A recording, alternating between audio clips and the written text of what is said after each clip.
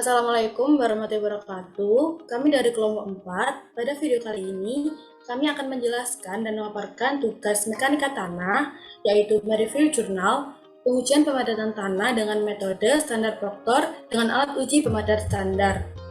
Nah, sebelum kita memaparkan tugasnya, mari kita perkenalan anggota kelompok kami terlebih dahulu. Nama saya Panjalana Oktavianto, NPM 19 035 01 0093. Saya Agus Vivia Mitasari, NPM 1.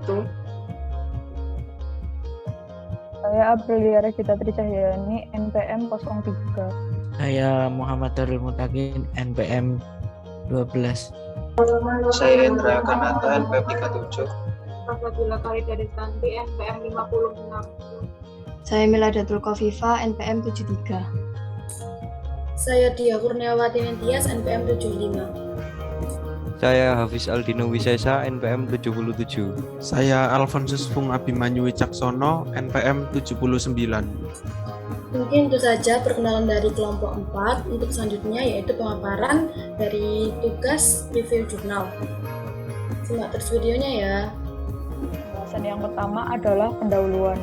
Dalam bidang teknik sipil, tidak hanya ilmu teori saja yang dibutuhkan, namun ilmu penerapan atau praktek juga sangat diperlukan. Terutama di bidang konstruksi membutuhkan suatu pengalaman dan jam terbang yang cukup dalam bekerja. Salah satu penerapannya adalah pengujian pemadatan tanah. Pemadatan tanah merupakan salah satu pekerjaan yang penting dalam setiap proyek perkerasan jalan. Pemadatan ini berfungsi untuk meningkatkan kekuatan tanah yang memberikan daya dukung pada lapisan di atasnya. Selain itu, juga untuk mengurangi besarnya penurunan tanah yang tidak diinginkan. Di dalam setiap pemadatan tanah diperlukan kadar air yang optimum untuk bisa mencapai kepadatan maksimum yang dapat diketahui dengan pengujian menggunakan metode standar Proctor. Nah, pada pengujian ini dilakukan menggunakan alat pemadat standar yang masih membutuhkan usaha kita dalam menggunakan alat pemadat standar. Untuk alat yang digunakan untuk praktikum kali ini berupa silinder dan alat pemukul atau pemadat yang ditarik.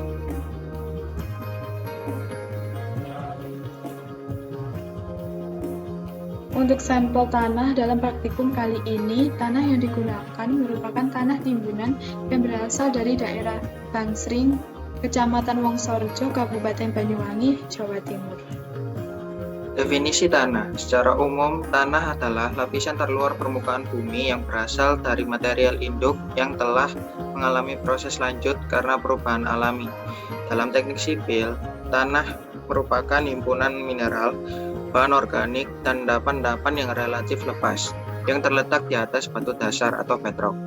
Tanah juga merupakan campuran partikel-partikel yang terdiri dari salah satu atau seluruh unsur jenis berikut, yaitu berangkal, kerikil, pasir, lanau, lempung, dan koloid.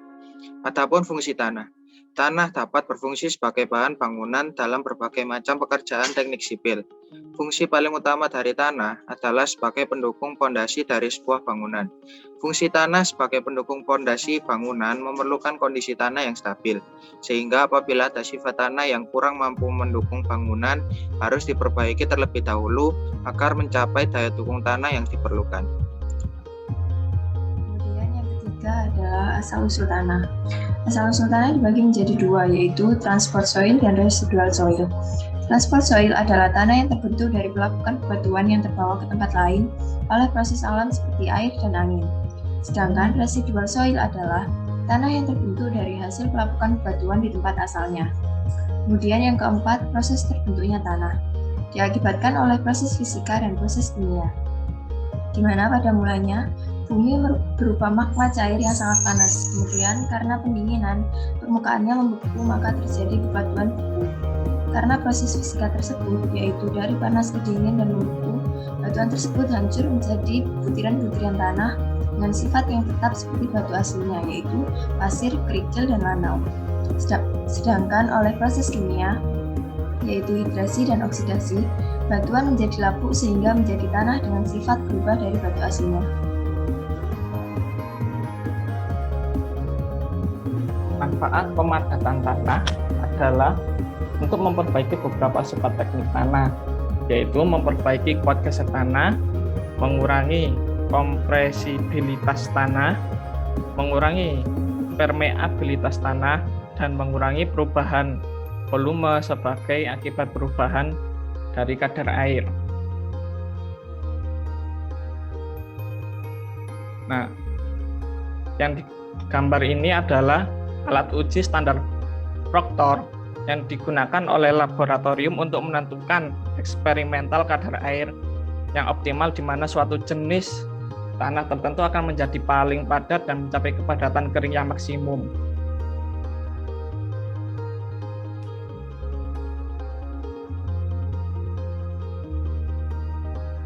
Ada metode penelitian. Yang pertama, terdapat bahan dan alat penelitian. Bahan yang digunakan adalah sampel tanah. Alat yang digunakan adalah alat tekan pemadat standar Proctor ASTM D698-398. Untuk sampel tanah adalah jenis tanah timbunnya yang diperoleh dari daerah Tangsring, Kecamatan Wonorejo, Jawa Timur. Dari sampel akan dilakukan beberapa uji untuk mengetahui kuat tanah, jenis tanah, kadar air, dan lain-lain. Alat tekan maupun tanda sendiri memiliki fungsi untuk memadatkan tanah.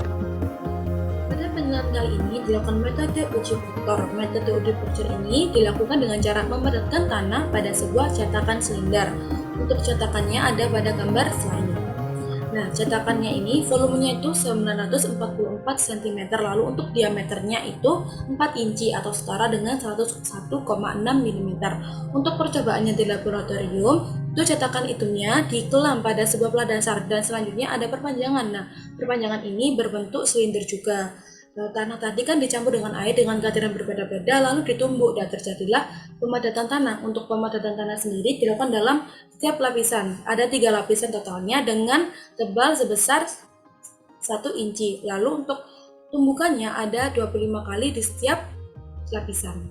Jadi untuk berat penumbuknya sendiri ada 5,5 lb atau setara dengan 2,5 kg, lalu tinggi jatuhnya sebesar 12 inci. Untuk alatnya sendiri ada pada gambar ini.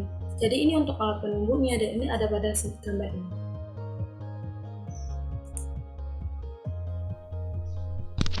Berikutnya adalah hasil dan pembahasan. Pada bab ini akan dibahas mengenai hasil dari masing-masing pengujian yang telah dilakukan pada laboratorium. Untuk pembahasan sendiri meliputi yang pertama hasil pengujian kadar air, yang kedua berat jenis, ketiga pengujian Underberg, yang keempat analisis saringan, dan yang terakhir hasil analisis pengujian mekanika yang berupa pengujian pemadatan tanah menggunakan metode Proctor. Pengujian tersebut dilakukan di laboratorium PT Geocipta Bangun Optima atau PT Geocipta Eka Setia. Pengujian ini bertujuan untuk mengetahui hubungan kadar air dengan berat volume tanah yang akan diuji. Kegunaannya untuk menentukan kadar air optimum dan kepadatan maksimum dari sampel tanah lempung yang diuji. Pengujian laboratorium dilakukan dengan cara penambahan air pada tanah asli dengan beberapa interval sehingga didapatkan kadar air optimum dan volume kering maksimum. Jika penambahan air pada interval tertentu membuat sampel mengalami penurunan, itu disebabkan oleh rongga-rongga pori yang sebelumnya terisi butiran-butiran tanah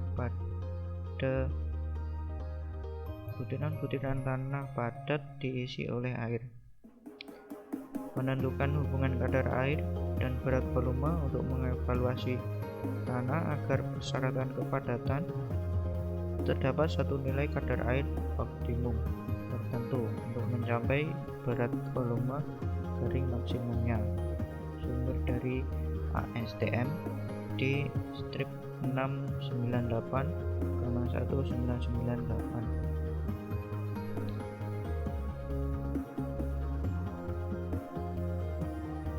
Ya, berikut adalah tabel perhitungan kadar air dan tabel rekapitulasi hasil pengujian fisik tanah asli.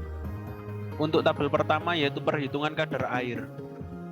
Sampel pertama, kadar air rata-ratanya adalah 12,60%. Sampel kedua yaitu 17,69%. Sampel ketiga yaitu 22,02%. Sampel keempat 25,55%. Sampel kelima 27,45%. Dengan berat isi kering sampel pertama 1,35 gram per cm kubik. Sampel kedua yaitu 1,45 gram per cm kubik. Sampel ketiga yaitu 1,49 gram per cm kubik. Sampel keempat yaitu 1,47 gram per cm kubik. Sampel kelima yaitu 1,43 gram per cm kubik. Tabel kedua, tabel rekapitulasi hasil pengujian fisik tanah asli. Untuk kadar airnya, ini adalah rata-rata dari kadar air rata-rata sampel 1 sampai sampel 5 ditambahkan lalu dibagi 5. Didapatkan 21,06% dengan berat volume basah yaitu 1,74 gram per cm kubik. Dengan berat jenis atau GS yaitu 2,66. Dengan uji Proctor standar tidak ada. Kadar air optimum 22% dengan berat isi kering maksimal 1,49 gram per cm kubik. Berdasarkan hasil pengujian dan pembahasan yang telah dilakukan, sampel tanah di daerah tersebut berdasarkan sistem klasifikasi AAS-HTO digolongkan pada kelompok lanau berlempung, dan klasifikasi berdasarkan USCS. Sampel tanah tersebut digolongkan ke dalam kelompok CL atau OL. Mungkin itu saja yang bisa kelompok kami sampaikan. Mohon maaf apabila ada salah kata. Semoga apa yang kami sampaikan bermanfaat. Terima kasih. Wassalamualaikum warahmatullahi wabarakatuh.